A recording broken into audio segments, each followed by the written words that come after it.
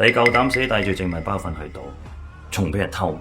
堂堂皇家香港警察，竟然將繳獲嘅毒品帶住去賭場賭錢，仲要俾人偷走。冇錯，你冇聽錯，呢個就係1994年香港回歸前夕警局內部混亂不堪嘅辦事作風。面對呢單嘢，年輕嘅李文斌真係頭痛到極點。眼前呢個喊到喊出馬尿嘅後生仔叫常仔，而且呢個已經唔係佢第一次出事，第13次，第5次。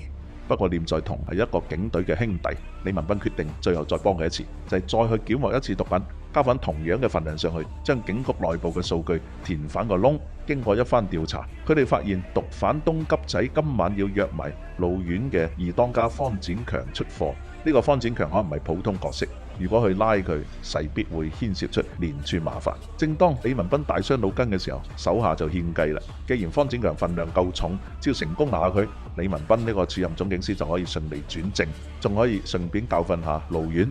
李文斌諗深一層，因為即刻帶住班兄弟摸去方展強嘅巢穴，眾人暗中觀察一番之後，即刻雷霆出擊。點知一場激烈嘅槍戰過後，長仔竟然不幸中槍。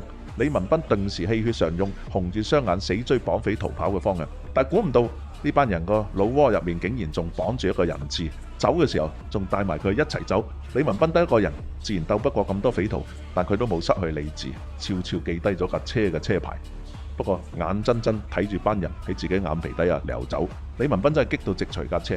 之後佢嘅上司蔡元琪趕到場，安撫完李文斌之後，蔡元琪先同佢講出真相。原來剛才方展強綁走嘅人質，竟然係香港首富嘅家眷，而且呢件事仲牽扯到現任警隊最高領導人，全個警隊都盯住呢單嘢。結果俾李文斌誤打誤撞搞砸咗，隨時要拉佢出嚟背鍋。李文斌聽完，成個人啞口無言，完全唔知點算好。就喺呢個危急關頭，蔡元琪掏出一張名片遞俾佢，着佢即刻去避下風頭。而李文斌呢單避風頭也直接改變咗佢嘅一生。